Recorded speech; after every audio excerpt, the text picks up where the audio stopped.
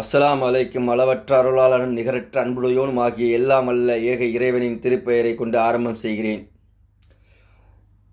ஒரு தலைப்பில் ரொம்ப நாளாக பேசணும்னு ஆசையாக இருந்தேன். அதாவது செய்யாத குற்றத்துக்காக தண்டனை அணிவிப்பது. செய்யாத குற்றத்துக்காக தண்டனை அணிவிப்பது இந்த உலகத்தில் தாங்க. மறுமையில் அப்படி கிடையாது. மறுமையில் செஞ்ச குற்றத்துக்கு தான் தண்டனை. அதுவும் அல்லாஹ் நாடினால் தண்டனை இல்லாமலும் சொர்க்கத்துக்கு அனுப்பிடுவான். இணை வைத்து கொண்டே மரணிப்பவருக்கு மட்டும்தான் நரகம். மற்றபடி தற்கொலை செய்து கொள்பவர்களுக்கு நேரடி நரகம். இது போன்ற பாவங்களை செய்கிறவங்களுக்கு தான் அங்கே தண்டனை. மற்ற பாவங்களுக்கு தண்டனை கொடுக்காமையும் வேறு நன்மைகள் செஞ்சுருப்பாங்க. அதனால் அதை கழிச்சு விட்டு போயிட்டு அம்மாவனான்னு சொல்லி சொர்க்கத்துக்கு அனுப்பி விட்ருவான். ஆனால் உலகத்தில் பாருங்கள், செய்யாத குற்றத்துக்காக பலர் தண்டனை அளிக்கிறாங்க. பொதுவாக எடுத்துக்கிடுவான், இந்த கோயம்புத்தூரில் குண்டு வெடிப்பில் பலரை கைது செஞ்சாங்க. அதில் ஒரு சிலர் குற்றங்கள் செய்திருக்கிறதாக நிரூபிக்கப்பட்டு அவர்களுக்கு தண்டனை கொடுக்கப்பட்டது.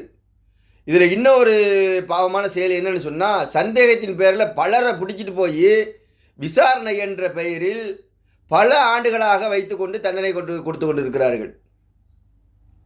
அதுபோல் என் வாழ்க்கையில் நடந்தது நான் சொல்கிறேன்னா, தௌஹீதை சொன்ன ஒரே காரணத்துக்காக, தௌஹீது வழிப்படி நபி வழிப்படி வாழ்ந்த ஒரே காரணத்துக்காக குடும்பம் முதல் நண்பர்கள் வர, ஒரு இடத்துல வேலை செய்கிற இடத்துல கூட பல தொந்தரவுகள், பல பிரச்சனைகள். நம்ம திருடி இருக்க மாட்டோம், ஆனால் திருட்டு பட்டம் கட்டிடுவானுவா. நம்ம ஒரு தவறு செஞ்சிருக்க மாட்டோம், செஞ்சதாக ஒரு பட்டத்தை கட்டி இவனால் நம்மளுக்கு எது இடைஞ்சல் ஏற்படுமோ, இவன் ரொம்ப சரியாக இருக்கிறானே, சரியாக பேசுகிறானே, சரியாக செயல்படுறானே, இவனால் நம்மளுக்கு இடைஞ்சல் வந்துருமோ என்று ஏற்கனவே திருடக்கூடியவர்கள், தவறு செய்யக்கூடியவர்கள் பயந்து என்ன பண்ணிடுறாங்க, அட்வான்ஸாகவே நம்ம மேலே ஏதாச்சும் ஒரு திருட்டு பட்டம் இல்லை அது வேறு தவறான பட்டங்களை கட்டி இல்லாத போல் ஒரு ஜோடித்து அவருக்கு கிடைக்கக்கூடிய லாபத்தையோ பதவியையோ வேலை வாய்ப்பையோ தடுத்து விடுகிறார்கள். இன்னொன்று நினச்சிக்கிடுங்க, இறைவன் கொடுக்க போகும்போது யாரும் தடுக்க முடியாதுங்க. அவன் தடுத்தால் யாரும் கொடுக்க முடியாது. நம்ம என்ன செய்ய முடியும்? யார்கிட்ட போய் சொல்ல முடியும்? யார்கிட்ட போனாலும் அவர்களும் அதில் தொடர்பு உடையவர்களாக இருக்கிறார்கள். தீயவர்களை, கெட்டவர்களை நம்பக்கூடியவர்களாக இருக்கிறார்கள். அவர்களுக்கு நண்பர்களாக இருக்கிறார்கள். அதனால் யார்கிட்டையும் இப்போ எதையும் சொல்ல முடியாது. நம்மை படைத்த இறைவன்ட்ட நம்ம சொல்லிவிட்டு நம்ம சபூர் பண்ணணும், நம்ம பொறுமை காக்கணும். அதனால் பொறுமை காக்க போகும்போது அவங்க நல்லா தானே இருக்கிறாங்க, நம்ம என்ன பண்ணுறது, இறைவன்ட்ட சொல்லி என்ன பண்ண நினைக்காதீங்க.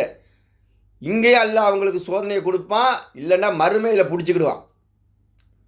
இறை அச்சம் இருந்தால் அடுத்தவர்களுக்கு தீங்கிழைக்க வேண்டும், அடுத்தவர் வாழ்க்கையை கெடுக்க வேண்டும், அடுத்தவர் பொழப்பை கெடுக்கணும்.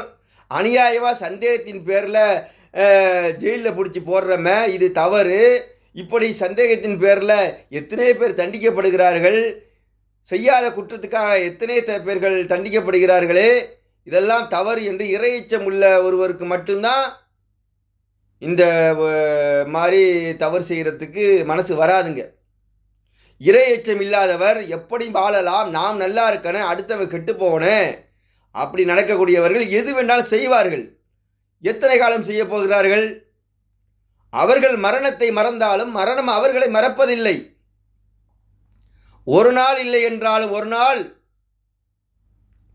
இறைவன் பிடியில் இருந்து அவர்கள் தப்பிக்க முடியாத அளவிற்கு கடுமையான பிடியில் அகப்படுவார்கள்.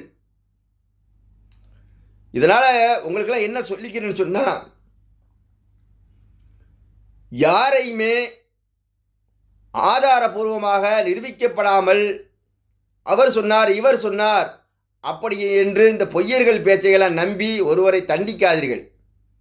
ஏனென்றால் நாளை மறுமையில் உங்களை தண்டிப்பதில் இறைவன் கடுமை காட்டினான் என்றால் உங்களை காப்பாற்ற யாரும் வரமாட்டார்கள். அவர் வரமாட்டார், இவர் வரமாட்டார். அதனால் செய்யாத தவறுக்காக தண்டனை கொடுப்பதை தவிர்த்து கொள்ளுங்கள். பாவத்திலிருந்து மீண்டு கொள்ளுங்கள்.